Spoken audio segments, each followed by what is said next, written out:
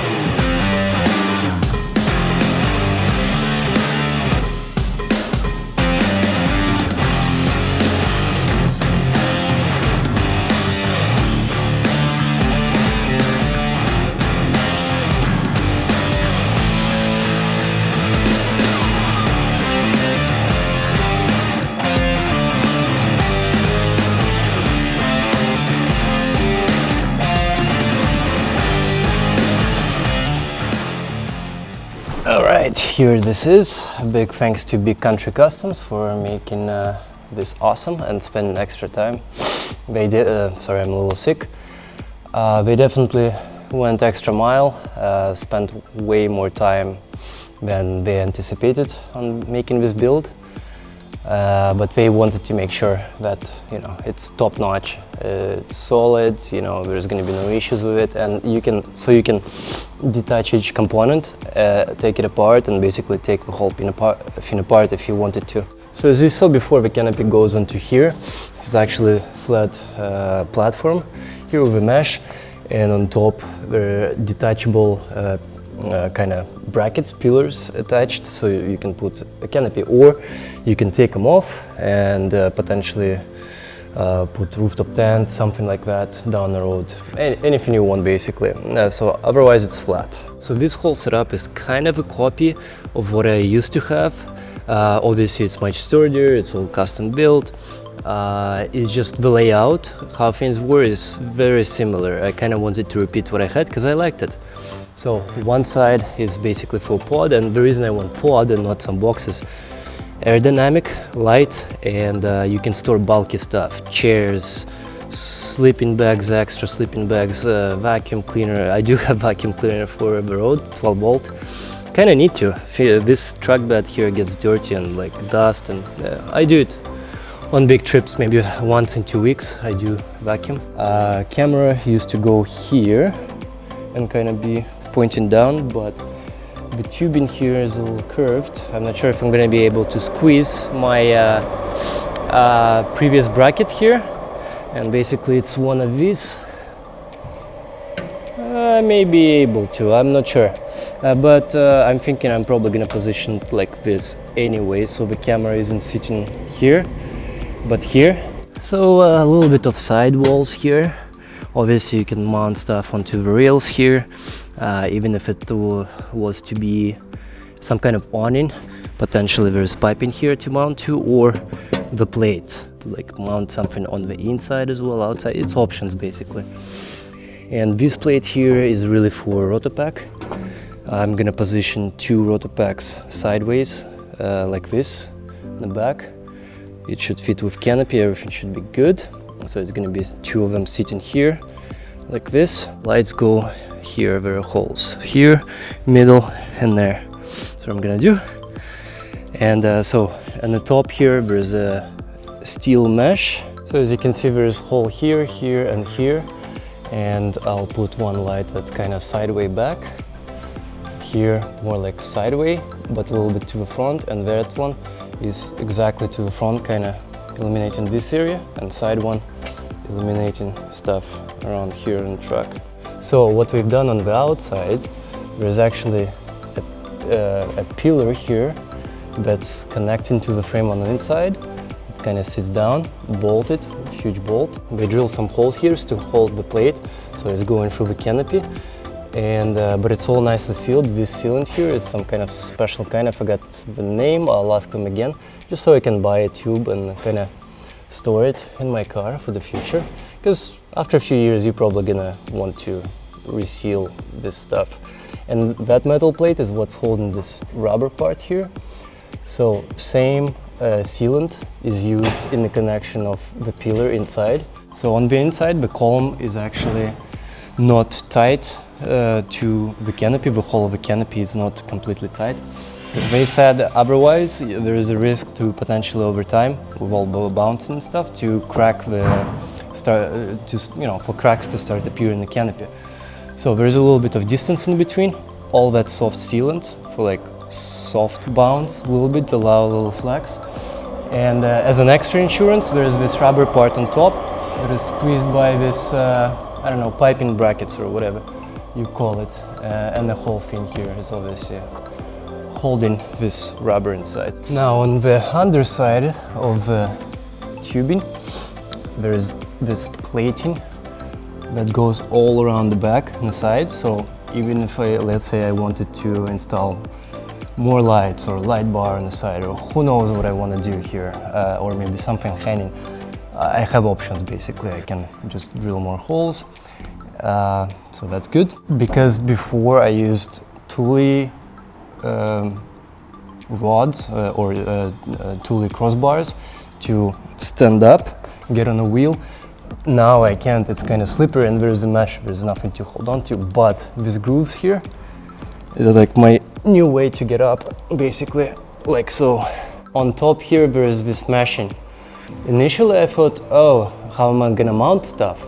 But basically what Terence said at Big Country Customs is for me to figure out how and where I want to put things, and then they will do custom kind of cut pins to harness or like ratchet strap to and so on. And the idea is once I figure it out, basically on this side of the mesh there is going to be like big washer, right, like a bolt thing, and on the outside like a little like arch hook kind of thing, so you can place whatever you want these things, and those are going to be the mounting points for whatever it is I choose to be. So now comes the interesting inside part. There is a plate here that is bolted by 4 bolts. I asked them to create this little scoop here, and that's basically for me to put stuff in here, little things like a phone, whatever.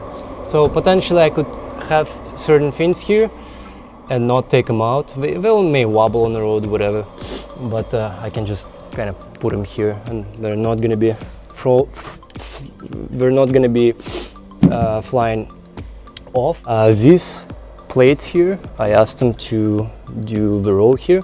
On the other side, where fridge is, I'm going to create like a drawer system for clothing, like kitchenware and that kind of stuff later. So I'm gonna mount it to the floor and also to the sidewall, just to make it stable off-road.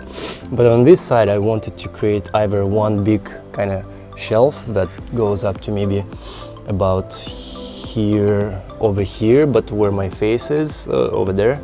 Upper body maybe is closer here.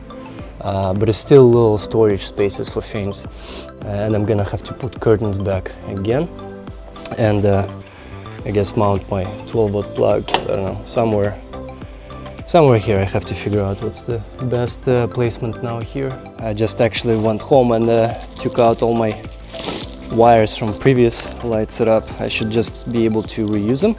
Had to cut it in the middle of the car, everything, all my camera and lights. So right now the cable sitting under the car, zip tied.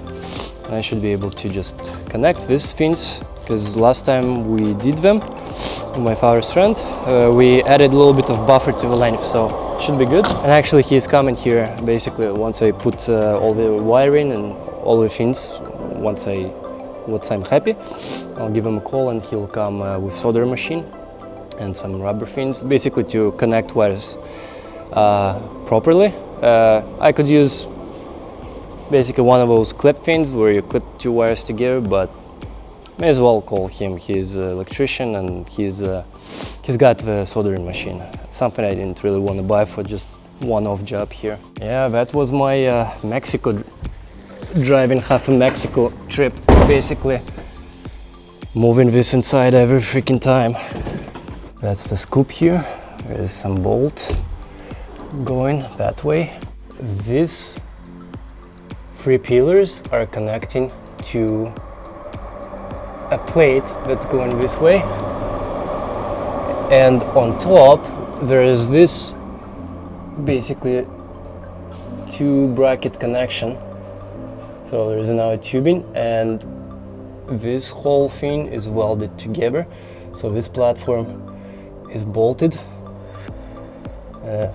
and pillars from this one go up. This way basically you can unbolt it and just take the roof out and then take this part, and then take the top part out and take canopy out potentially if I wanted to. So it will serve me as mounting points. I'll probably on the outside I'll put LED strips to make more light here, because I resort to my what do you call it, lumiades and that kind of stuff, and canopy light to illuminate, but it's not enough. I feel like I could use more always. And those points here are basically for accessories, little fans potentially to install later. I got this cable here. Last time I lifted Canopy at Capit, I asked them to, hey, create me a wire here that works from start of the car. So I'm gonna create probably some kind of a switch, and this one is gonna go into like a little fan somewhere there. So as soon as the car starts, like driving to work in the cold season, it will just start with the car, do a little bit of air cycling, just to kind of circulate air here so mold doesn't appear. And likely on this pipe over here where light is, I'm gonna install a swivel mount. There's gonna be like a iPad or something here, so you can just from the ceiling lower it down and do that way or out of a canopy. So this is the basic rundown of this new platform setup. I'm just gonna start positioning the lights, assemble them, bolt them, and run some wires. Gonna get my wires from underneath the car. All right, let's start this.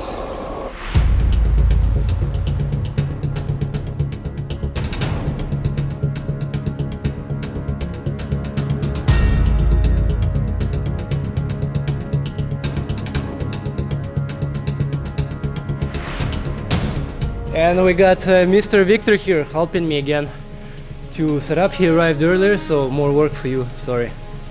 But thank you very much in advance. Mr. Victor, of course, is inspecting the work here, admiring certain things.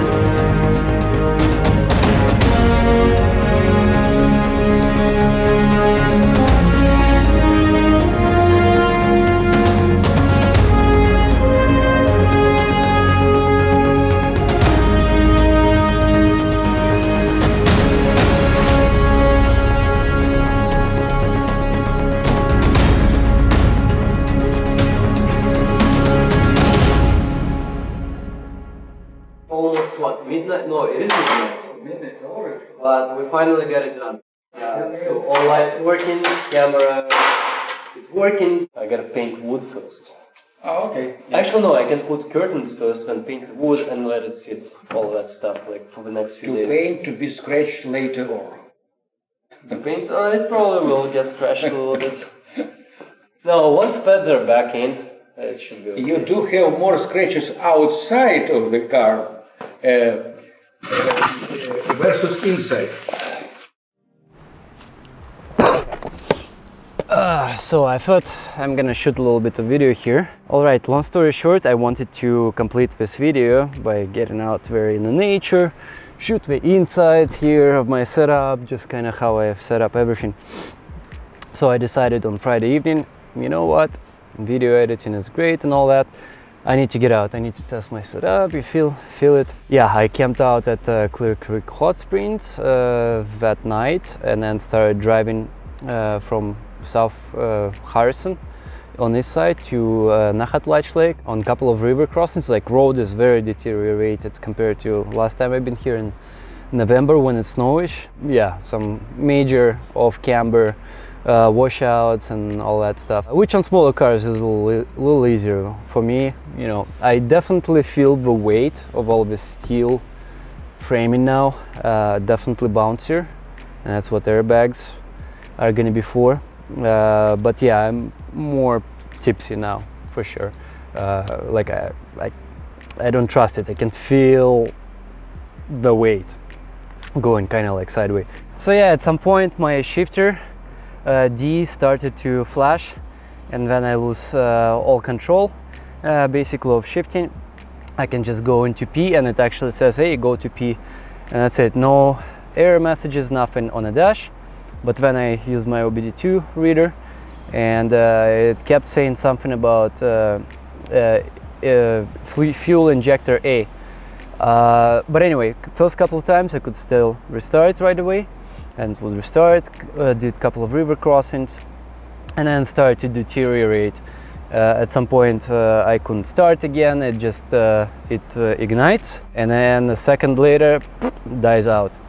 So after waiting some long periods of time, I've been managing to kind of get like another kilometer, maybe another 100 meters, and it's been kind of going on throughout yesterday like this. I used my Garmin to start contacting my father, so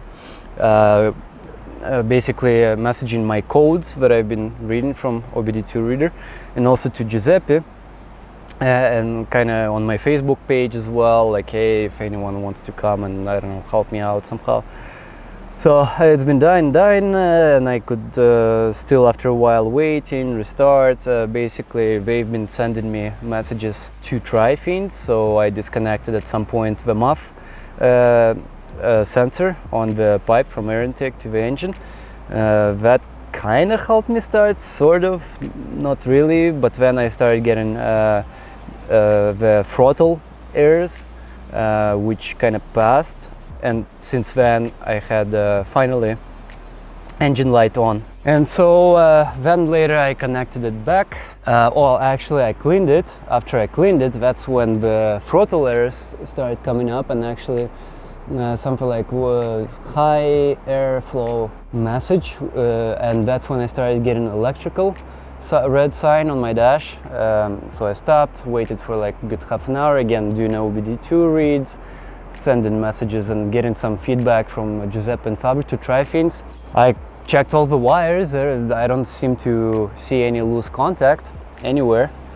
But basically it ended up last night being that Giuseppe would come today at some point, instead of me meeting him on a trail, because the idea was for Sunday is they were gonna do a day trip up to Pemberton Meadows, and I was gonna meet them in the morning, camping out at Lillooet Lake. So, and previous night, you know, just basically cruising around myself, and then meet them eventually today. So instead they're gonna come here and try to help me. He's more car savvy. He took engine apart at some point, so he may know where to look, maybe touch some wires, who knows. In the last case resort, put in neutral and try to tow me to highway and yeah, call it tow track. Although to Vancouver, tow truck probably still gonna cost me extra money, because I think they cover only 150 kilometers range, and this is definitely more than 150 kilometers to Vancouver. But first thing is to get to highway. Oh yeah, and yesterday I cleared out air filter, like I cleared out everything I could possibly clear. Just now I wanted to try, hey, what if I remove the filter all together and see if that's gonna do anything, because actually now that I unplugged MUF sensor, I keep getting the hot airflow sensor message. So there is some kind of other sensor somewhere and it says hot airflow. I don't know why. I don't know where that sensor is at this point. Maybe he'll know once he arrives. It's probably sensor is messing up with me. I don't think it has anything to do with the engine itself. It's definitely not coils. I don't have metallic sounds. I had last year 8th coil failure, and I could still get from Washington to Vancouver. Like I know what the feeling is, you know, the car misbehaves and it shakes and vibrates in weird ways, and you don't have full power, of course. It's definitely not that, because that's one of his suggestions was, or ideas of Giuseppe, hey, maybe it's that. I'm like, no, I know what it's like. It has nothing to do with some cylinders misfiring, because if it was, I would be able to just keep on driving till whatever, just like last time. And actually, when I came to Vancouver on failed coil, I still drove for like 2 days before I got it to dealership. If it starts, maybe I can, just like yesterday, make another couple 100 meters or a kilometer or whatever.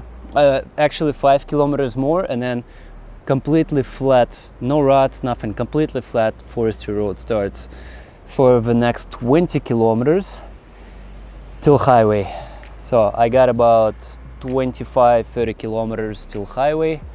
5 is still kind of right now but way flatter and easier than whatever was going on back then. So hopefully his Jeep can take care of my toe in neutral. Actually, I got stuck in here, but then the guys arrived from the back and we actually strapped me and moved me in neutral here. Of course, I don't have power steering, so it was a little tough to wheel. But yeah, that's why I'm kind of standing here. So yeah, I'm not sure what's going to be happening throughout today. It's probably 2 o'clock now. Hopefully he's on the way. I don't have any Garmin replies, but I think the connection here is kind of bad, so I'm probably gonna walk over there and send a message like, hey, are you on the way? When are you gonna arrive? Just some kind of information. In the meantime, yeah, I'll try to start it again. And this is definitely not the conclusion of that fabrication video that I wanted, but I thought I should show a little bit of this, what's going on. Like I could have been shooting since yesterday, but when stuff like this happens, last thing on my mind is to shoot videos, you know. I'm just thinking how many thousands of dollars the recovery is gonna cost me. It's probably gonna cost something still. Well, and plus dealership, because dealerships are, oh my god, they're scams. Last time I had that 8th coil cylinder thing, my truck was hostage for like, that was last year, it was hostage for 2 weeks. Well, I was still under warranty, but I kept checking every day. Like basically almost every other day, or most of the days, they just kept the truck on the street. Like I could tell, because I have tracker in the car, so I can see on my phone where exactly my car is, and I could tell, oh, it's outside, not inside, so no one's working on it, because some guy on vacation. Anyway, it was almost same time this year, you know, mid-June, and I wanted to get out camping and all that, and they couldn't figure out the issue. And I'm not under warranty anymore, so once I get it to dealership, it's gonna cost me something. But yeah, this time because now I'm paying for this. Yeah, because it's now my money. I'm gonna give them all the messages, all the symptoms, you know, described, so you know, they should know where to look for, you know. It shouldn't be a case where they have it for a week, figuring out, you know, what kind of pros would they be if they need a week to figure out what's going on with freaking sensors. Yeah, depending on what happens today, maybe I'll have to miss work tomorrow. I don't know when I'm gonna get this out into civilization, to whatever. Anyway, I like this new little BCC, Big Country Customs logo on my truck. It's actually kind of bluish. I thought it's black in the beginning, but it's on the bluish side. But I guess they didn't have anything better. Still, from a distance it reads like black, so I'm okay. So that's the very crappy adventure for this weekend, and I have family father's birthday coming up next weekend at camping. The idea was camping, 3-hour drive from Vancouver. So at this point I'm not sure if I'm well, I'm definitely going to that camping. If anything, I'll grab tent, whatever, and just jump in their car and go. But it's just not the same anymore. Once you have this for camping, like, you don't want anything else. It's just not the same. Also not driving yourself to the spot. Anyway, I'll conclude this video, and big props to Big Country Customs. Luck the setup. One downside, which is completely not their fault, whatever, I kind of foreseen this would happen, is condensation, right? Moisture, because it's all metal, exposed metal framing, you know, with paint. If I do a little heater or a little cooking or whatever, whereas because of fabric, couldn't kind of, on the shelf itself, couldn't tell much moisture is going on, just maybe on window frames. Now it's actually, yeah, on pipings and stuff in the morning. Yeah, I can totally see it. Maybe I can spray it, find some material later, spray with some kind of thermal something, or cover with some kind of fabric. I don't know, but yeah, I kind of foreseen this would happen, and this is the downside. All this frame is now accumulating moisture. But overall, yeah, I like it. I kind of already figured out the idea where I'm gonna put the mount, not where I initially thought. I'm actually gonna get ram mount X-grip, not X-grip, ram mount claw, an extension. I'm gonna do X-grip for my phone. Not gonna do iPad and phone at the same time. The X-grip for 10-inch pad costs like $150. I'm like, yeah, I pass, it's okay.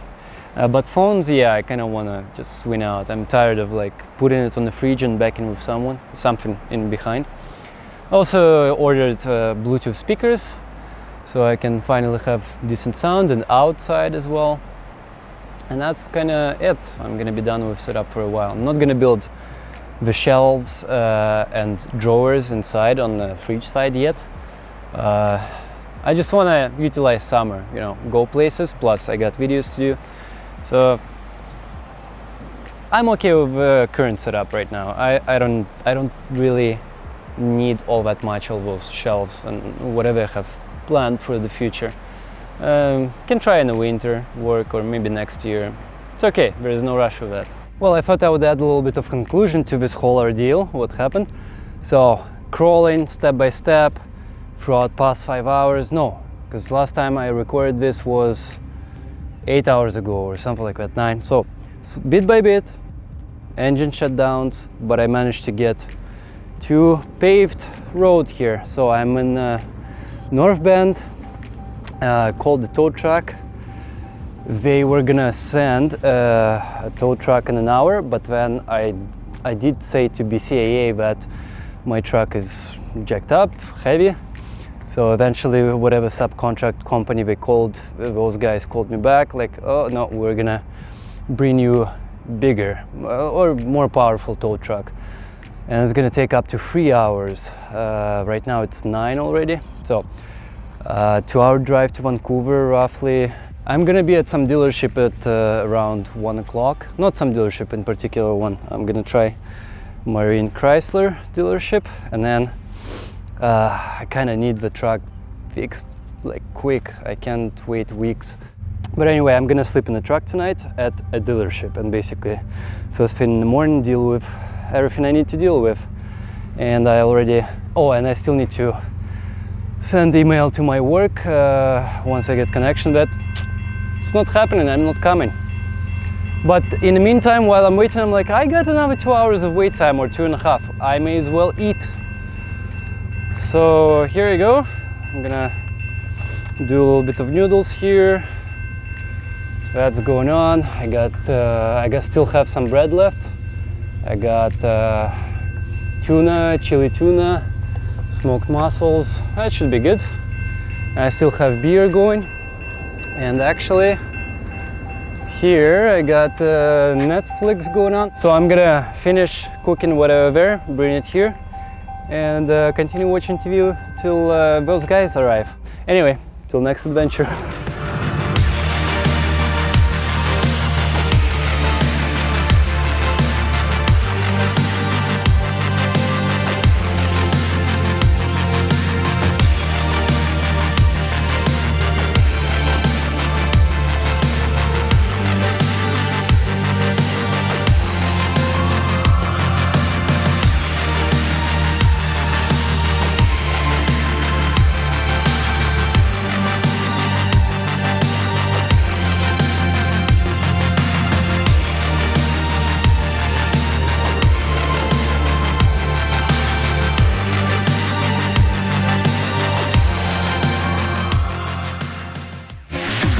Well, I hope you liked this episode, and if you did, you can support me by hitting the like button and subscribe, and also check out my previous videos by hitting the links below or just after this video.